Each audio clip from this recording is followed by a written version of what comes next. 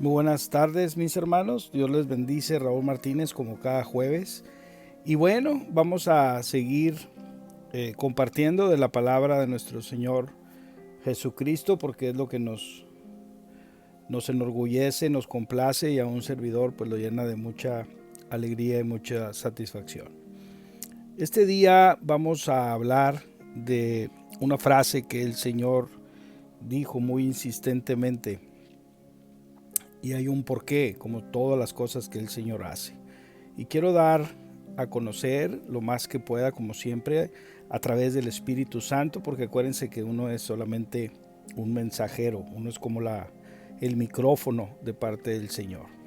Y bueno, nuestro Señor Jesucristo, siempre refiriéndose a las personas que lo acompañaban y a la ley, Él decía, cuando Él era cuestionado por la palabra que Él decía era, pero yo os digo. En el libro de Mateo, en el capítulo 5, versículo 27 y 28, el Señor Jesús, refiriéndose a las personas, les dijo esto: oísteis que fue dicho, no cometerás adulterio. Número 28.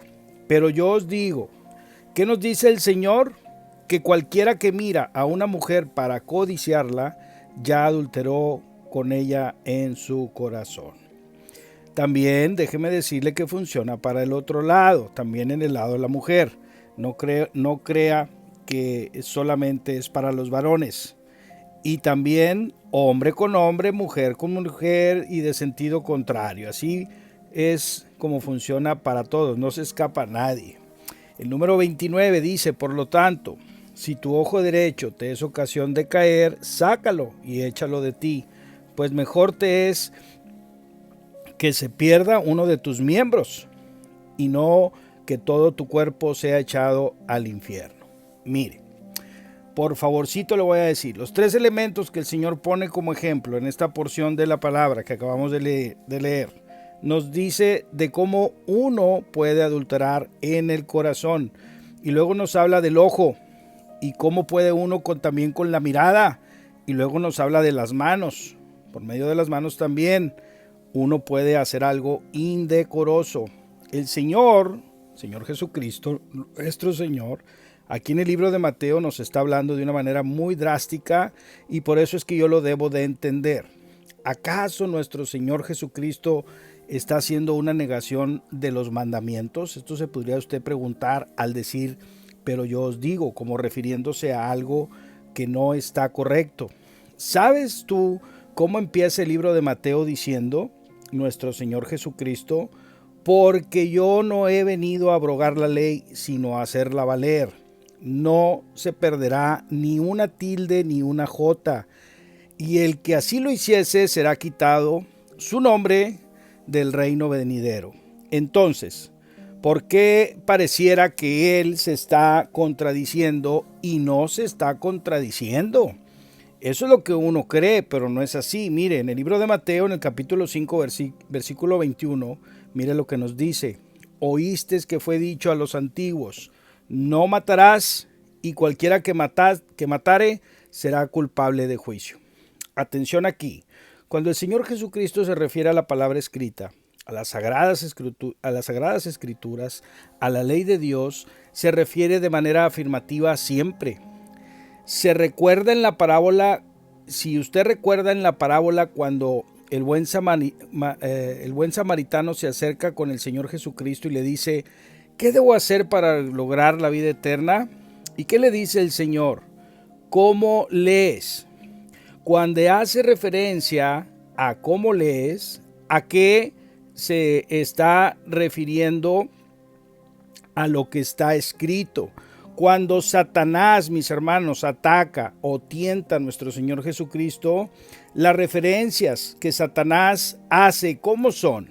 ¿Es sobre qué han dicho? ¿Oíste que fue dicho? Ayúdate que yo te ayudaré. Si no fue como escrito está. Si tú te fijas, cada vez que el Señor hace referencia a la palabra escrita, la hace textual como es, reafirmándola como es, como dice, escrito está.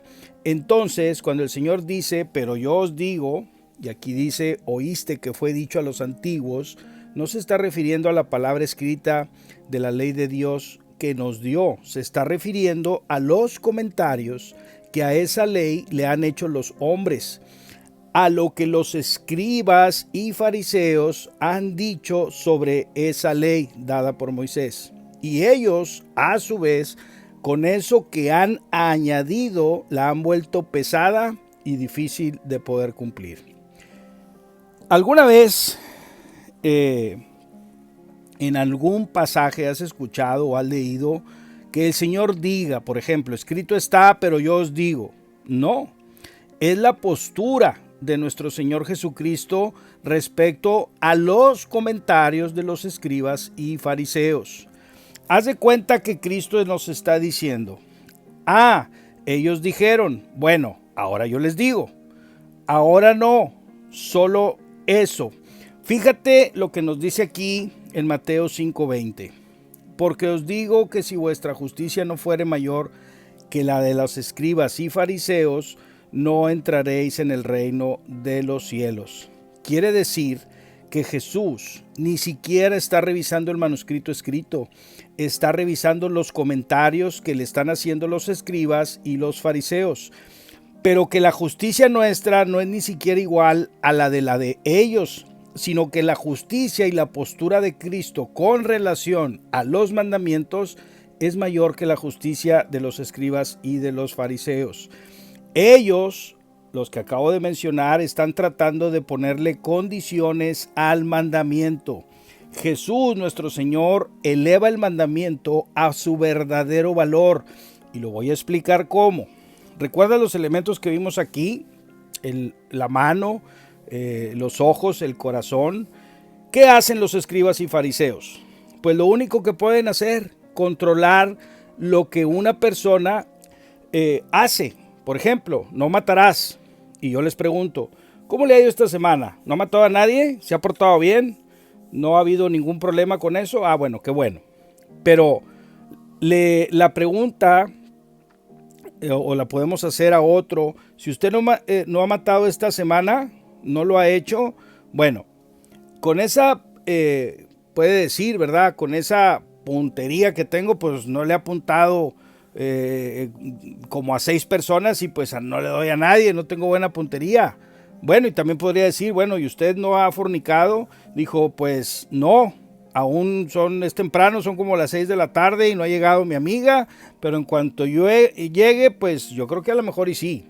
Ellos están controlando, los escribas y los fariseos, que la persona haga, pero no están controlando las intenciones de la persona. Bueno, y usted no ha robado, no he robado, pues es porque si no lo he hecho es porque no se han descuidado, pero nomás estoy esperando a que se descuiden tantito para poderlo hacer. Entonces, los comentarios que los escribas y los fariseos es que tengan control sobre la mano, que no hagan lo que no deben de hacer. Por eso, lo que nuestro Señor Jesucristo dice, oíste que fue dicho, pero yo os digo, es más alto la justicia de Dios y es más elevada. Lo que Jesús está diciendo es que el problema es lo que está en el corazón. Y el problema del corazón, el resultado es finalmente lo que uno le echa. Y uno le echa a través de los sentidos, por ejemplo, la vista. Mira, la justicia de los escribas y los fariseos es no haga. Y la de Jesús es no ataque el corazón. No, es lo que usted haga, es lo que usted es. La justicia de Jesucristo no transforma lo que tú haces solamente, transforma lo que tú eres.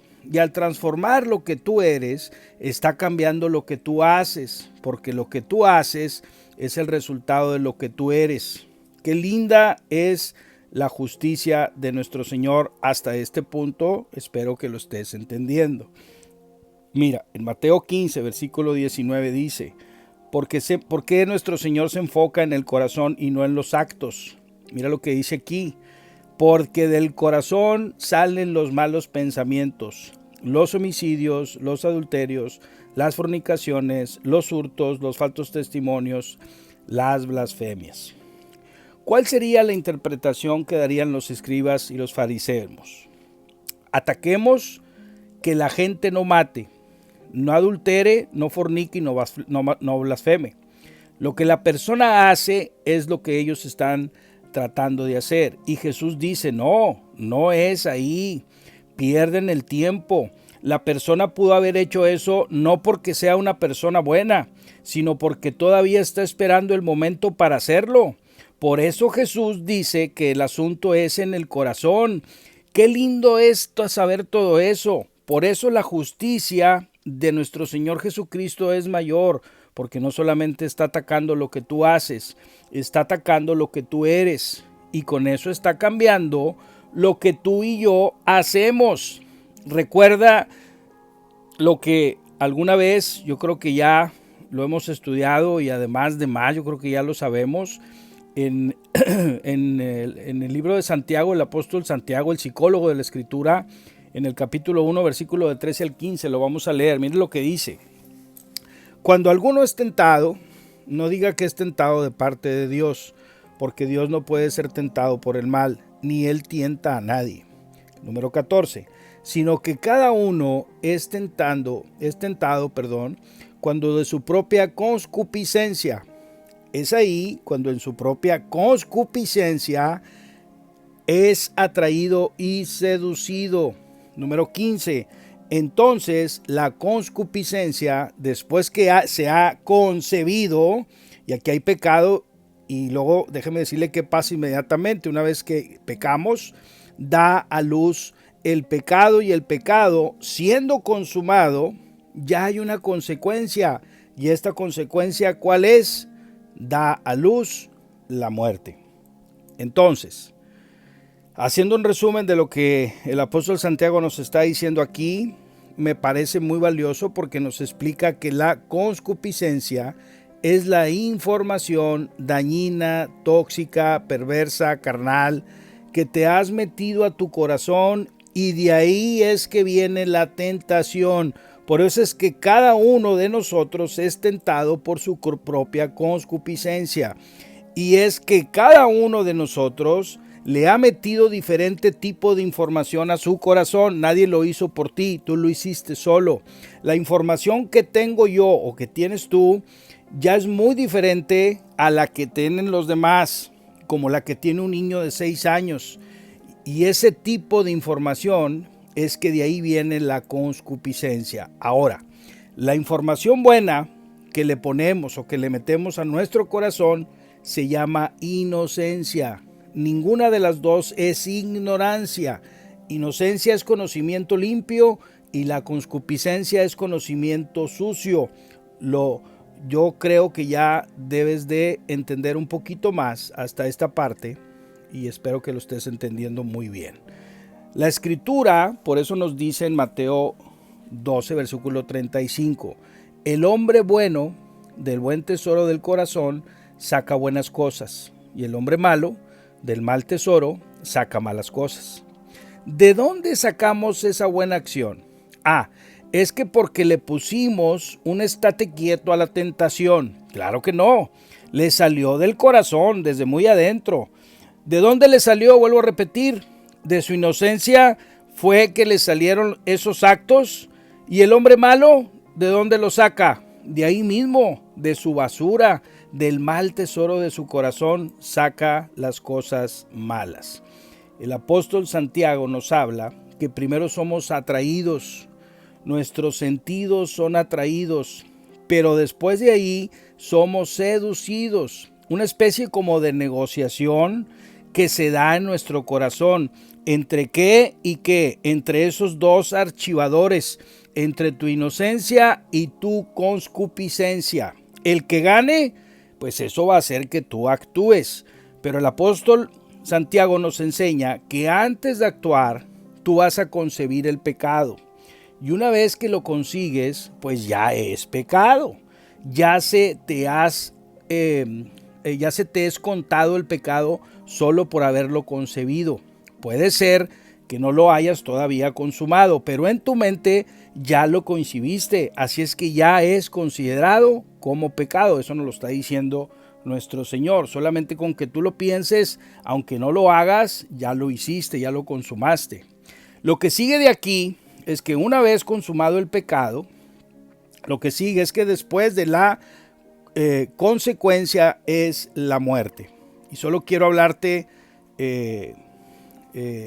sobre el tema específicamente del adulterio, sino que el Señor nos está planteando aquí el sentido que tiene.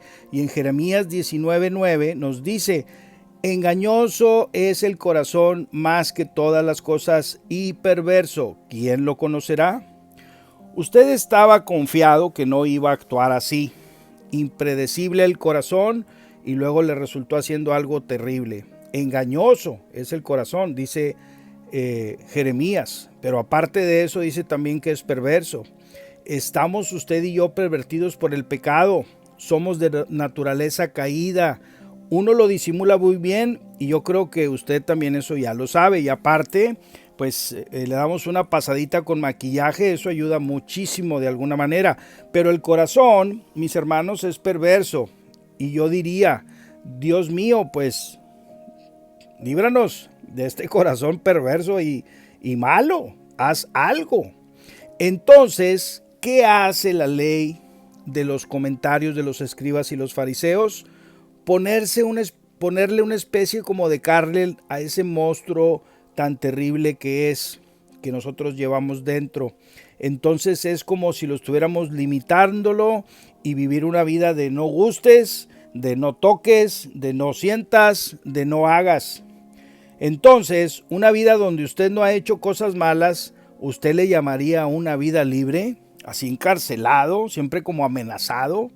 Entonces la ley, ¿qué termina siendo? La ley termina siendo una cárcel que limita lo que haces. Pero mire, escúcheme, una cárcel necesaria, porque el mismo Pablo en Romanos 7 dice: si yo termino haciendo lo que no quiero, pues reconozco que la ley es buena. Lo que soy malo, eso soy yo. Esas normas que nos restringen y que nos hacen vivir una vida religiosa de decir, no.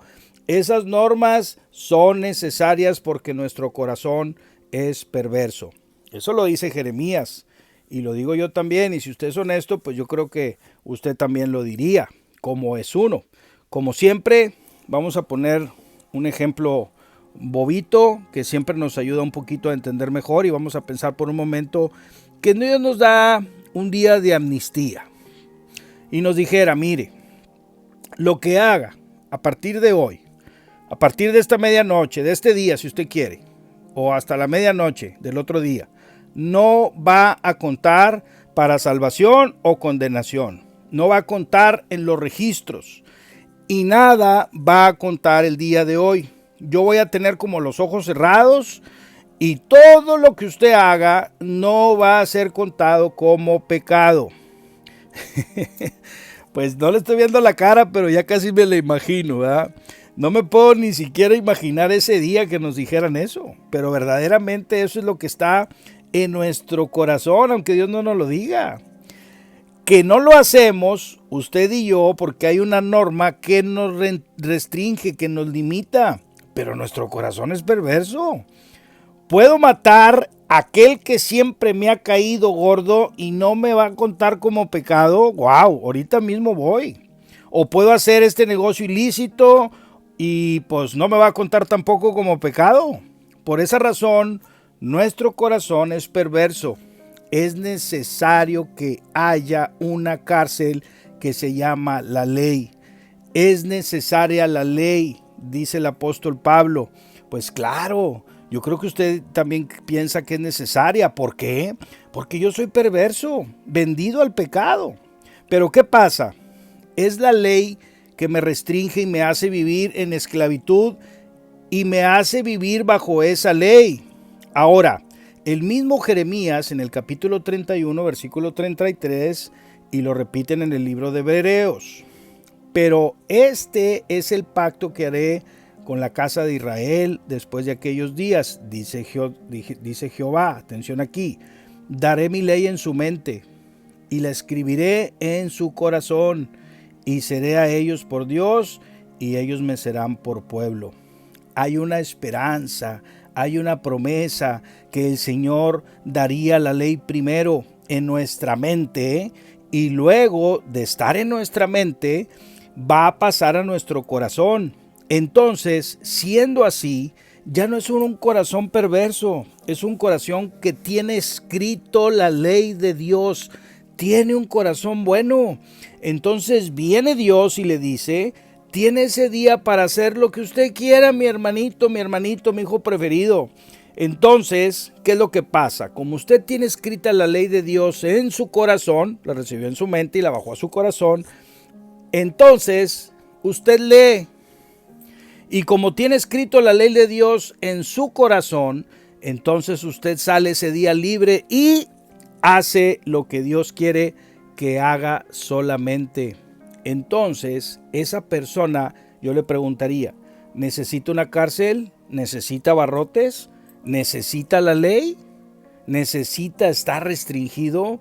Esa persona puede hacer todo lo que absolutamente tiene en su corazón, absolutamente todo. ¿Por qué? ¿Por qué la va a hacer? Porque todo lo que tiene en su corazón es la ley de Dios. Y esa, mi hermano, mi hermana, es la verdadera libertad. De eso es lo que yo quería que reflexionáramos hoy, de esa transformación que Dios quiere hacer en nuestras vidas. Mire, quiero que por favor ponga mucha atención a este proceso que voy a explicar enseguida y quiero que lo asimile y que entienda cuál es el proceso en nuestra vida cristiana. La palabra del Señor es nuestra esperanza. La palabra del Señor es la oportunidad de verdaderamente ser transformados. Dice Romanos en el capítulo 10-17 por el apóstol Pablo. Así que la fe es por el oír la palabra de Dios. Entonces, yo puedo tener fe siempre y cuando oiga, pero ¿qué pasa si la palabra de Dios me llega? Hebreos 4:2 nos dice, porque también a nosotros se nos ha anunciado la buena nueva como a ellos. El mismo evangelio que le predicaron a usted y lo tiene hoy aquí, se le predicó a sus parientes, amigos, vecinos, exactamente el mismo. Y no están aquí, usted ya no los ve, no hay diferencia, el evangelio es el mismo, a usted sí le sirvió, por eso hoy está aquí con nosotros. Ellos, los que se fueron, tuvieron la misma oportunidad que usted, tenían el mismo evangelio que nosotros tenemos, que se les predicó, más aparte de todo eso, el testimonio suyo. Usted cuando creyó no tenía ningún testimonio que nadie viera y sigue diciéndonos aquí en Romanos, pero no les aprovechó el oír la palabra porque no ir acompañada de fe en lo que la oyeron. Se nos acaba de aparecer aquí una formulita. La fe viene por el oír y luego el oír es lo que hace que nosotros creamos y tengamos fe. Y es aquí es que no funciona porque resulta que cuando oyó la palabra, esta persona no tenía fe. ¿Que entonces la fe no era por el oír?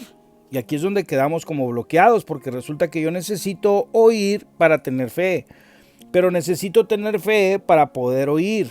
Entonces, ¿por qué los resultados fueron distintos en el que oye y en el que no oye? Segunda de Corintios, capítulo 4, versículo 4, nos delata qué es lo que pasó. En los cuales el Dios de este siglo, o sea, el Satanás, cegó el entendimiento de los incrédulos, para que no les resplandezca la luz del Evangelio, de la gloria de Cristo, el cual es la imagen de Dios. Es que no es que la persona no quiera entender, sino es lo que ha hecho el enemigo en el entendimiento de esa persona, lo ciega. Mis hermanos, si ahorita tú tomas la escritura, la agarras en tus manos, la lees y oras a Dios, Dios te habla. ¿Te acuerdas tú qué pensabas antes de que fueras creyente? ¿Te acuerdas que no entendías nada? Y si hablamos del libro de Números, por ejemplo, por mencionar uno del Antiguo Testamento, pues es como la sección amarilla en México, ¿verdad? No entendemos absolutamente nada. Y esto que el entendimiento dice aparte que estaba entenebrecido, estaba oscuro, estábamos con los ojos cerrados. Y mire cómo el enemigo hacía que lo tuviéramos entenebrecido. Mire lo que nos dice el apóstol Pablo en Efesios 4:18. Teniendo el entendimiento entenebrecido, se refiere a oscuro, en tinieblas, ajenos de la vida de Dios por la ignorancia. ¿Y por qué es la ignorancia? ¿Una ignorancia intelectual, preguntaríamos, o es una ignorancia cerebral? No, es por la dureza de su corazón. Nos está diciendo, ¿de dónde venía la ignorancia?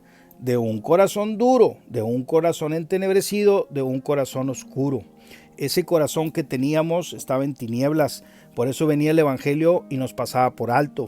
Algunos yo les quiero decir que de los que estamos aquí presentes o que regularmente que estén escuchando este estudio, alguna persona les había predicado al hablarle del Señor y usted lo rechazó alguna vez, a alguien le pasó, y lejos todavía de creer y aceptarlo, pues hasta ahora lo rechazaba porque no entendía nada de lo que le decía y hasta pensaba, este hombre pues también que se ve, hombre, y también que se viste y pues está loquito, ¿verdad? Se les corrieron la teja, se le cuatrapearon las velocidades. Y esa ignorancia de no creer no era intelectual. Tal vez no habíamos leído o tal vez no habíamos sabido nada del Señor. La ignorancia se originaba en un entendimiento cerrado, en un entendimiento oscuro, sino que era porque nuestro corazón estaba cerrado, estaba oscuro. De pronto, un día pasa algo. No fue ni siquiera un buen predicador el que te compartió, ni siquiera fue otra Biblia, ni siquiera otra iglesia, ni otro lugar. Algo pasó. Acuérdense que no lo elegimos nosotros a Él, Él nos eligió a nosotros y permitió que un día nuestra mente no entendiera. Simplemente usted entendió que eso que decía la palabra, eso lo que nos hablaban tanto, ese mensaje era de Dios y que ese mensaje era para usted. Acuérdese, ese día que recibió el mensaje y sintió ese llamado de parte del Señor, sintió el poder de la palabra y sintió que era con usted ese tema que se compartía y que ese mensaje era especialmente y específicamente para usted. Y ese día que usted leyó lo que antes ya le habían explicado, usted en ese momento llora, se da cuenta del error en el que estaba y está tan emocionado que pues, se lo quiere compartir al que se encuentre, al otro y al otro y al otro. Y pues no se queda usted igual como estaba al principio. Y dice, cuando uno ve una persona así, ¿verdad? Que está reaccionando de alguna manera que usted no lo puede creer. Mira, pobrecito este hombre tan bueno que era y mira cómo lo cambió eso que lee. ¿Cómo cambió? ¿Es otra persona? Pues claro, déjame decirte que eso que pasó en esa persona y tal vez con usted y seguramente conmigo fue el Espíritu Santo que lo hizo. Nadie puede llamar a Dios Señor si no es a través del Espíritu Santo. Porque antes de que tú leías, tú no entendías y ahora lo entiendes. ¿Por qué? Porque el Espíritu Santo se metió contigo y te hizo abrir los ojos que tenías cerrados espiritualmente. Muy bien. Hasta aquí la palabra, pues ya la tienes en tu mente y sabes lo que a Dios le agrada. Ya podríamos decir que pues ya le hicimos, ¿verdad? Podríamos decir eso. Ahora, sí sé qué debo hacer y sé cómo debo de vivir, pues ya de alguna manera lo tengo resuelto. Según Pablo no, en Romanos 7 nos dice, mire, le voy a dejar una tarea, lea Romanos 7 una y otra vez. Eso le va a dar a usted tranquilidad de cómo Pablo se las vivía. Y déjeme decirle que bien difíciles. Y se va a dar cuenta Y usted podrá decir, oye, pues yo creo que Pablo de alguna manera necesitaba consejería cuando estoy leyendo yo Romanos 7. Y él mismo decía, ahora entiendo la palabra, tengo la ley en mi mente, pero tengo otro problema y grande. Tengo otra ley en mis miembros que se rebelan contra la ley de mi mente. Pero la promesa que Dios nos da en Jeremías por el Espíritu Santo es que no solamente esté la ley en nuestra mente, sino hay que bajarla al corazón. ¿Y por qué es importante bajarla al corazón? Pues hay que explicarlo, ¿verdad? Y si no, pues déjeme se lo digo. Es porque ese es el problema, es que de ahí salen las cosas. Si es que de ahí viene la lucha, de ahí eso es el que dice que yo ya no puedo. Me dieron el consejo, pero no lo puedo hacer. Mi naturaleza es la que me contradice. Lo que no quiero hacer, eso hago, y lo que debo hacer, no hago. Entonces dice Pablo que acepta la ley porque es buena. ¿Y qué debo hacer? Pues unos barrotes para encarcelarme. Yo necesito una jaula para ese monstruo que soy yo. Sin embargo, él termina diciendo, gracias sean a Dios por Jesucristo. Mira, lo que el Señor hace por nosotros, yo estoy siendo manejado por mis emociones, por nuestra voluntad y por nuestro intelecto, que es donde está depositada el alma. Emociones, intelecto y voluntad. Romanos lo que nos está diciendo es que nosotros nos movemos en ese orden. Mis emociones, lo que me gusta o lo que no me gusta. Mi voluntad, lo que yo decido hacer. Y el intelecto, lo que conozco que es bueno y que es malo. Pero, ¿qué nos domina a nosotros? ¿Qué lo domina a usted? ¿Qué me lo domina a mí? Lo que nos gusta o no nos gusta. Maneja nuestra voluntad y someten a nuestro intelecto.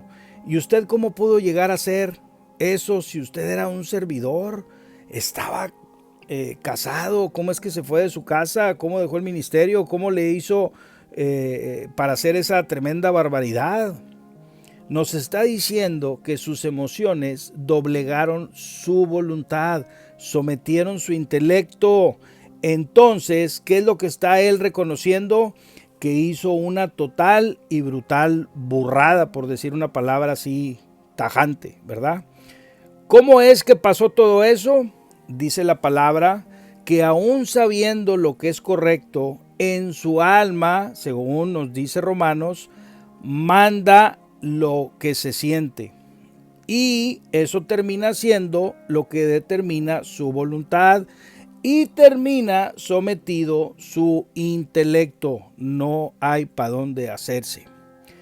¿A poco usted no sabe que esa torta pues no le va a ayudar con la dieta?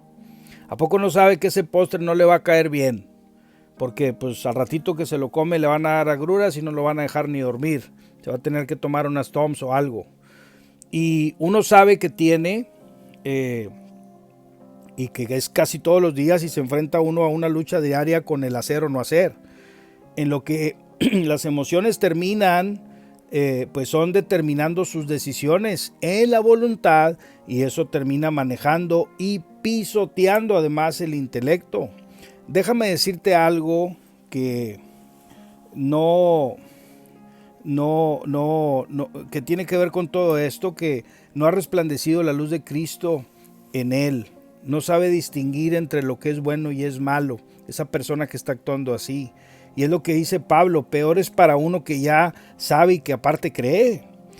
Y el problema es que no quiero hacer eso que no quiero hacer es lo que hago porque me manejan las emociones. Las emociones someten mi voluntad y una vez hecho eso pisotea y manejan mi intelecto. Pero déjame decirte algo, afortunadamente nuestro Señor Jesucristo nos dice que las palabras que Él nos ha dado son mandamientos que debemos de obedecer, son espíritu y el espíritu es vida. Entonces la palabra que nos es dada por la obra del Espíritu Santo, dada por Él mismo para que una vez sea y caiga en nuestro intelecto.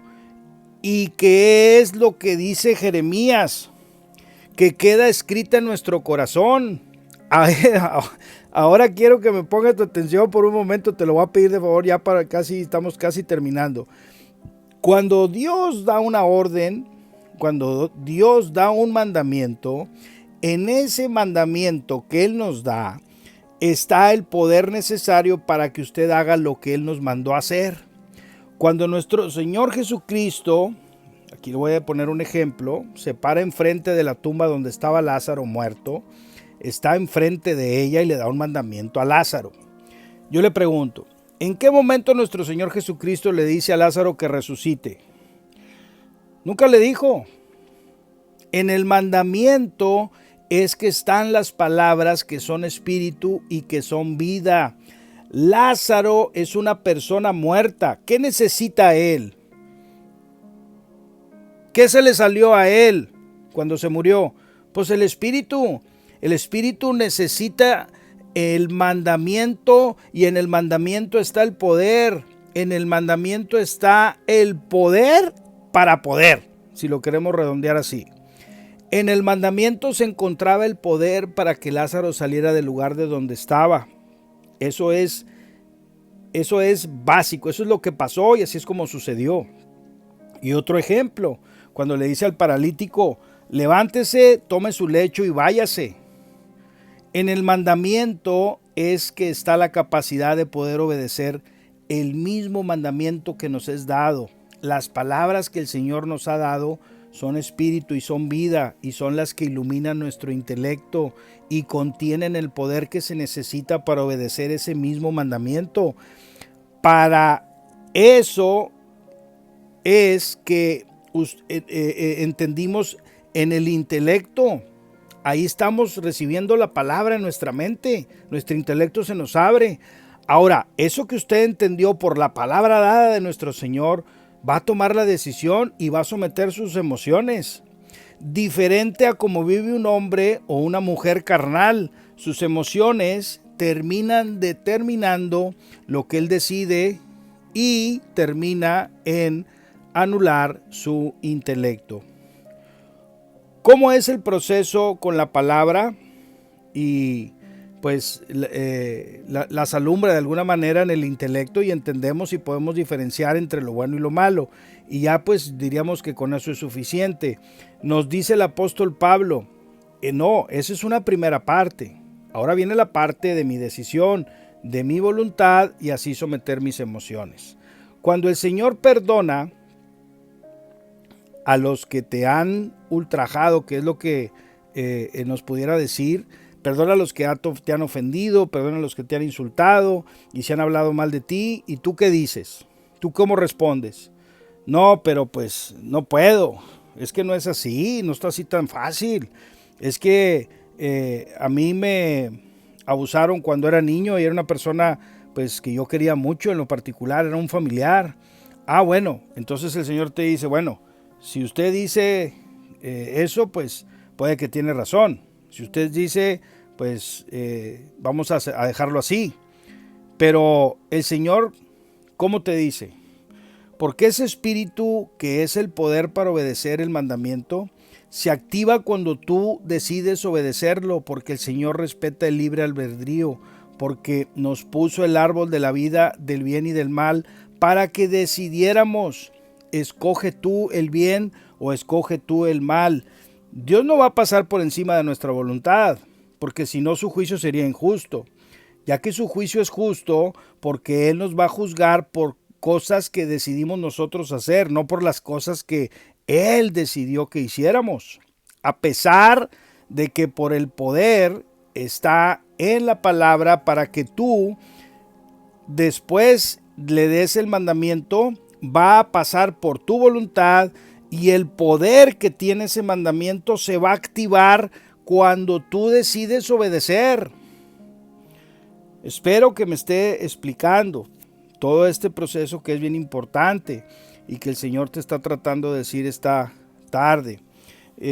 Mi hermano, mi hermana, que tú tienes la capacidad, pues diríamos, de obedecer o desobedecer. Eso es tuya, eso te pertenece a ti.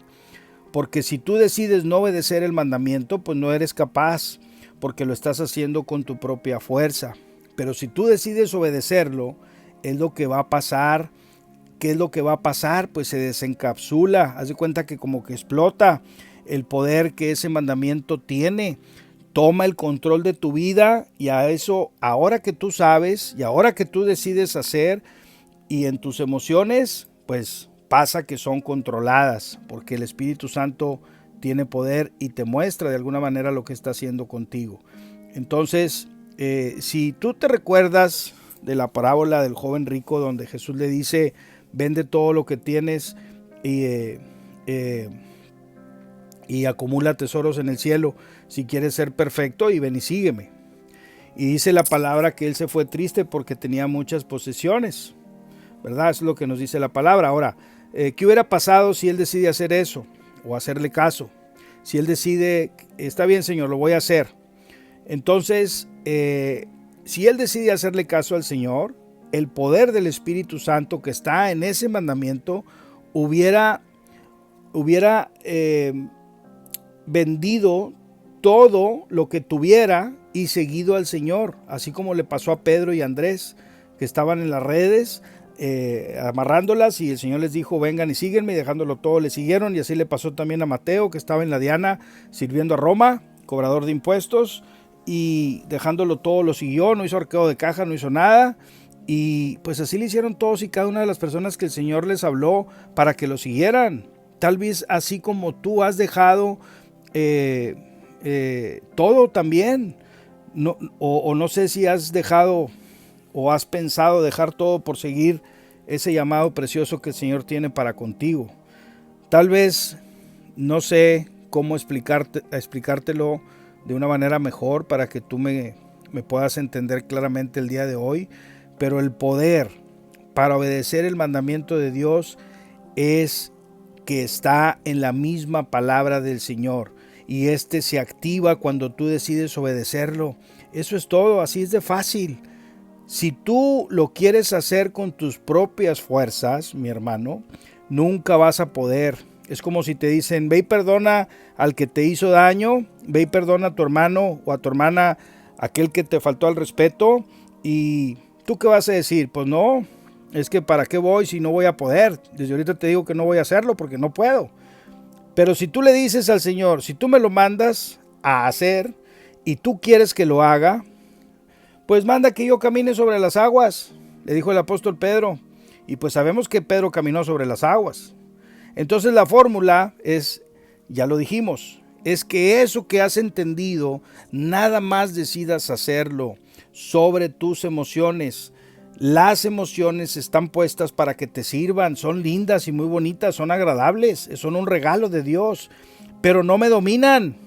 Lo que nos hace falta es ahí en lo que nos dice el apóstol Pablo en 2 Corintios 3, 17 y 18, porque el Señor es el Espíritu, y donde está el Espíritu del Señor, ahí hay libertad. Por lo tanto, nosotros todos mirando cara a cara, descubierta como un espejo la gloria del Señor. Somos transformados de gloria en gloria en la misma imagen por el Espíritu del Señor.